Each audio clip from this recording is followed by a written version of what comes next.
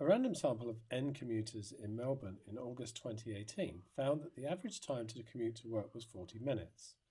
Repeated sampling of the mean indicated that the standard deviation of the sample mean was 3 minutes. Determine a 90% confidence interval for the population mean commuting time to work. Correct to 0.01 minutes. So we know it's 40 as the mean, and then we've got to add or subtract the standard error. And for that, we're going to need the 90% K value.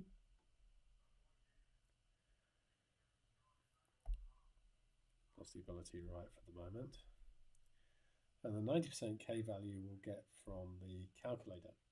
So we'll go interactive, distribution, inverse normal. Let's go for a center setting at 0.9. And we want 1 and 0 because we want the standard normal. And it's 1.645. So this will be take away 1.645 times 3, and this one will be add 1.645 times 3,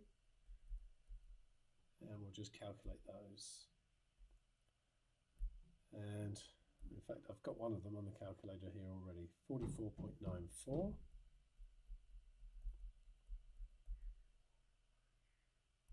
And if we just go through here, change that to a minus, 35.07.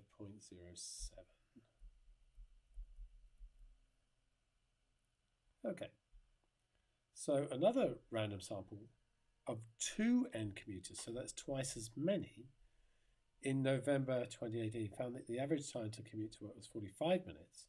Assume that both of the samples were drawn from the same population.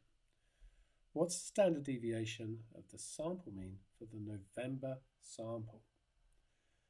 So, this is the population, then dividing by root n gave us 3 for the first sample. We know there were N commuters in the first sample.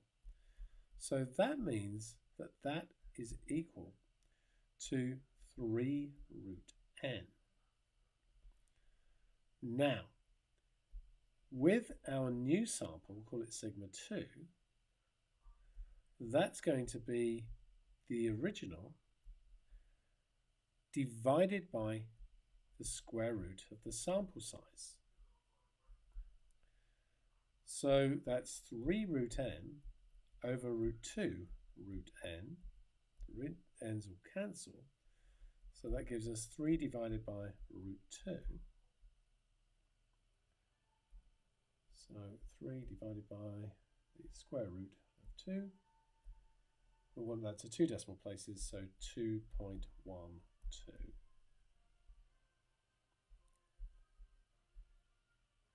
Suppose the August and November samples are combined to form a sample with 3N commuters. Consider 90% confidence intervals for the following samples for the purpose of determining the population mean. Which of the 3 confidence intervals, A, N or C, will provide the greatest precision in determining the population mean?